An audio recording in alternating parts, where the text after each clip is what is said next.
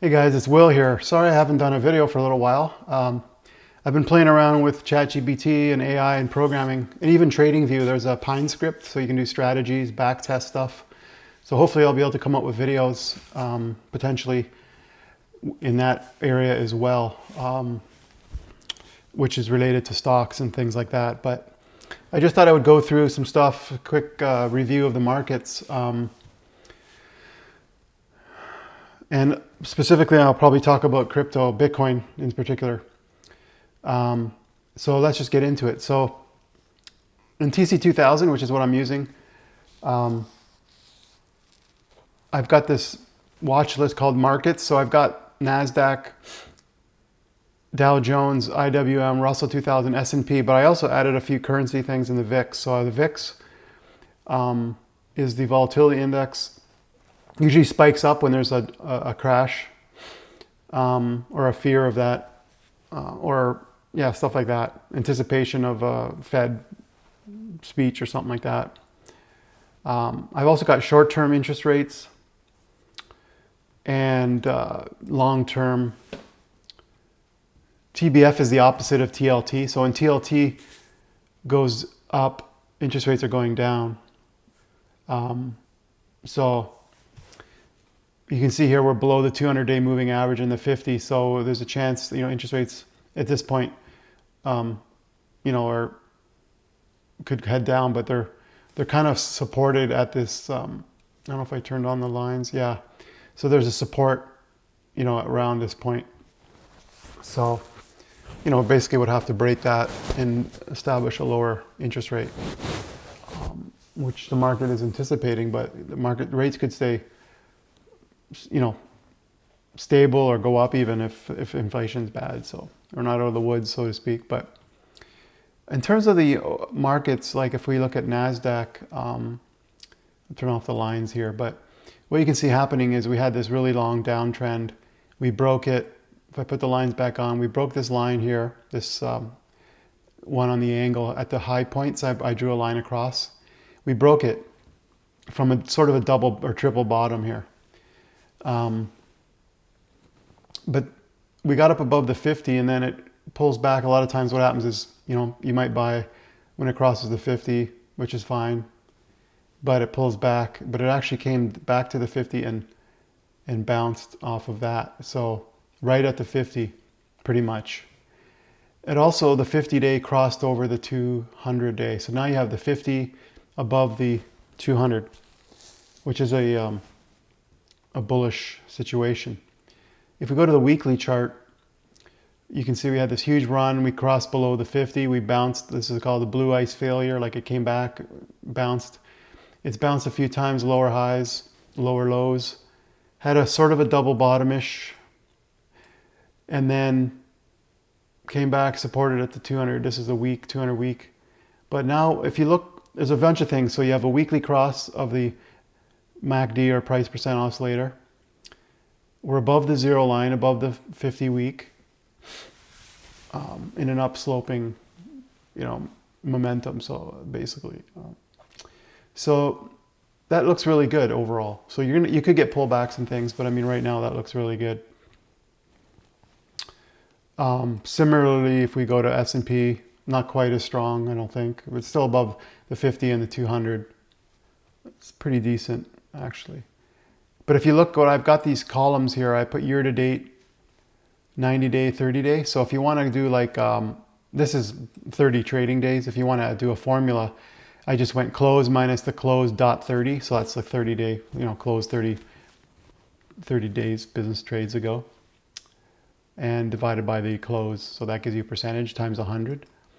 So you can see here the NASDAQ in 90 days have been up 11 versus the S&P, and the Dow is down in terms of the 90 day. If you go to a 30 day, the NASDAQ's up 7.25, whereas the S&P is only up 3.1 and the Dow is up 2.5, and the IWM is down quite a bit because the Russell 2000 has a lot of banks. You can see how this is below the 50 and the 200. So the banks, it's not doing great. So one idea or strategy you might want if you're a bit more of a risk taker is if the market's heading up in general, that means that the NASDAQ will generally do better because it's a high-tech growth, type of situation, index. And then if you want to go even further, you can look at stocks, but cryptocurrency is even more of a growth area. Plus it has a little bit of a, in terms of Bitcoin, in my opinion, eventually it should become a sort of a money, non-governmental, non-central bank money, which would go up with concerns about inflation and printing money. But a lot of times, it acts as a growth stock, so to speak. If I go to, now that we've looked at the overall indices, if we go to the, I've got another watch list called sector ETFs. Just give me a sec. And of course, as I mentioned, Bitcoin, you don't actually own Bitcoin if you buy GBTC, but you can see here we've had a really big, similar to NASDAQ, you've got this cross of the 50 now crossed over 200. You had a couple pullbacks. If you look at the weekly, green, oh yeah, I didn't mention the last one, but if you look at the daily or weekly, but especially the weekly, when you have a crossover, it's a strong trend. It's a stronger potential, not always, but a weekly trend is technically stronger than a daily trend, so to speak. And if you have the dots, the green volatility stops, that's a good entry. But you can see what happens here is that this goes quite vertical. So if you're up in this range on a weekly, it's quite, like this is a nice 45 type angle. But this is going insane. So, but when you see this kind of situation, yeah, I drew a line across this. You'd want to see a breakout there. You had rising bottom, so that would have been a good entry point. You did get a pullback, but once you broke that little pullback, this is on the weekly, but if I draw a little pullback, that happens a lot. You want to get the break of and you can wait for a green dot if you want, but then you rode that up quite nicely. But anyway, what I was going to do is sort it by year to date, just to show you. I'll go back to daily, but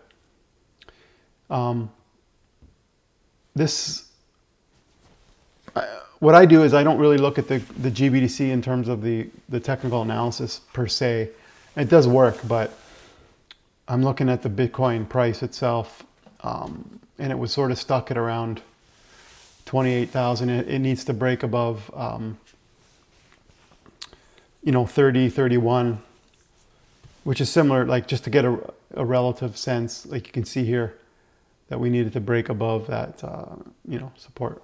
But this has a certain issue with, its value in terms of its relation to, because of its internal value and the fees and all that kind of thing. So, but if I look at the year to date, it's 115%. That's unbelievable, like in terms of all the ETFs that you have. So if you think that the Nasdaq's going up and that it's going to be a, sort of a bull run or a swing of a certain amount, that's the one that's going to get you the most return. And obviously Ethereum, but I'm not a big fan of the proof of stake personally, but you can always trade them. But and of course, if you want Bitcoin, you should probably buy the actual Bitcoin and have it off of an exchange on your own wallet. But just for trading purposes, if you're in the States, GBTC. In Canada, there's this BTCC. Of course, you can't trade it at night or on the weekend. So if something really happens bad on the crypto, you're kind of screwed, because by the time it opens, you're probably gonna already be down quite a bit. So, but this one has gone up 82% year to date. So it's not quite. Obviously, there's exchange issues, but not quite. And the volume is not anywhere near, like GBTC has 4 million shares traded today, and this is only 226,000. But it's in an uptrend for sure. So, but like I said, if things go down or there's a pullback of significant extent, then obviously these high beta stocks, or whatever ETFs or high growth risky type investments, they're gonna go down more. So you have to be careful if you're trading those, because you're basically betting on the markets going up. And there are a lot of risks right now with the banks and the Fed doing a lot of things in the States. but the feeling potentially is that the rates are going to stabilize and potentially go down, and things are starting to break. But inflation, seemed to be still kind of excessive. But this week there's going to be a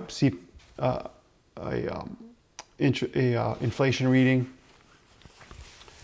CPI, and also PPI, producer price index. So that's going to be probably volatile right now. We don't have a clear situation. But my main purpose for doing this video was to kind of talk about the ones that are doing really well and the uptrends. Like these main markets are in, have crossed the 50 now. Some things like ARC, I'll turn off some of the lines here. Some things like ARC, they're not quite, they're close, but the 50 is right at the 200. It's still below the 50 and the 200. Usually ARC would do better than the NASDAQ in terms of if the NASDAQ's going up. So this isn't quite, in terms of its relative strength, like it is still up higher than the NASDAQ, but it's not, it should be a lot, usually it's up a lot more than, but if we look at the year to date, there's this ARC Web doing a bit better. The FANG did quite well. See how this is in a really nice uptrend, pulled back to the 50. This is kind of the FANG stocks. And other things as well, like cane, which is sugar. Like look at this. This is almost parabolic at this point. But so you want to keep your eye, like I use these charts to kind of keep my eye on some of the better performing things. Because sometimes you just look at the chart and you don't realize, like based on the price and stuff, like what the percentages are. And so you can start to see strength. I also, so you've got, if we go to 90 day, you'll sometimes see different things, or 30 days. So let's just go, MET-V is similar to FANG, or sorry, yeah, it's similar in a sense. It's got the same type of stuff, but gold is doing quite well. It's got this good run right here. It is crossed over and been up for quite some time, so there might be a pullback. But if you had a pullback even to somewhere back to even 50, that would be potentially a nice entry point if you had a nice uptrend after that. But right now it's had a nice strong because of gold's move. This bulk dry is sort of a shipping. It's down now, but 6%. It's quite volatile, but it was trying to break over this 200. But if we start to see 50 crossing the 200, this thing sort of coming back after this pullback, like you see how these pull back and then you get this nice run. So you watch for a crossover. If you want to get into that one, it goes up and down quite a bit. Similar to gold, silver has a nice straight up run here, but the miners are the SIL J and the SIL down here. But we're getting lower and lower as we go down, like from 50% for Bitcoin, like I mentioned. You're going to get a decent 15, 16%. That's 90 days though. And then if we go to 30 day, things change quite a bit. You have to go down. Let's see. Let's just type it in just so I can see what happened to GBTC.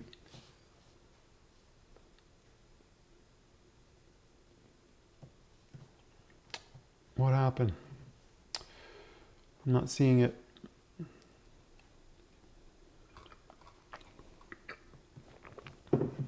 Oh, I'm not sure why that's sorting. What did I do wrong there? But GBTC still the king, 35% in 30 days. So you can see that 30 trading periods.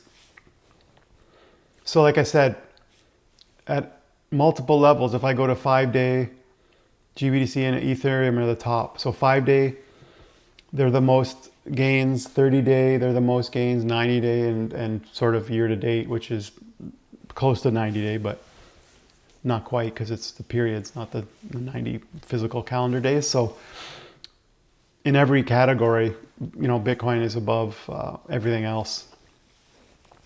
So, but if you want to spread out your money and, that's too risky for you and based on where it is, you want to kind of get it when it does a pullback or consolidates like on a flat period. So when I have this line here, I was waiting for it to break through there.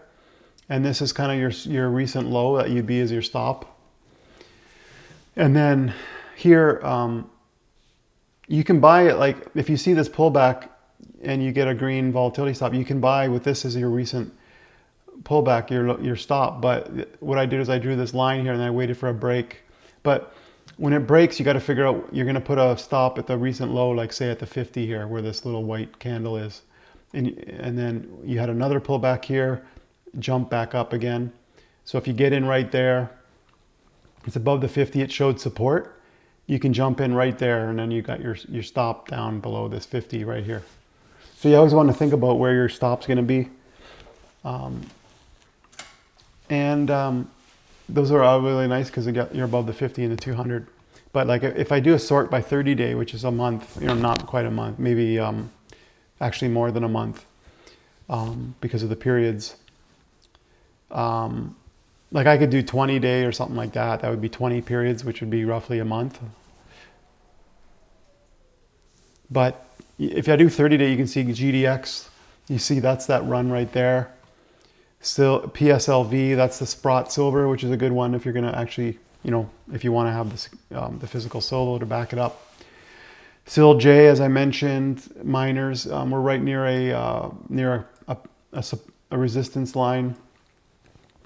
But these are ones that are definitely, interesting because of the Fed and the interest rates and the bank troubles and stuff. So you have to see, like, if things get really stable, or the dollar, usually when they lower rates, the dollar might go down, but,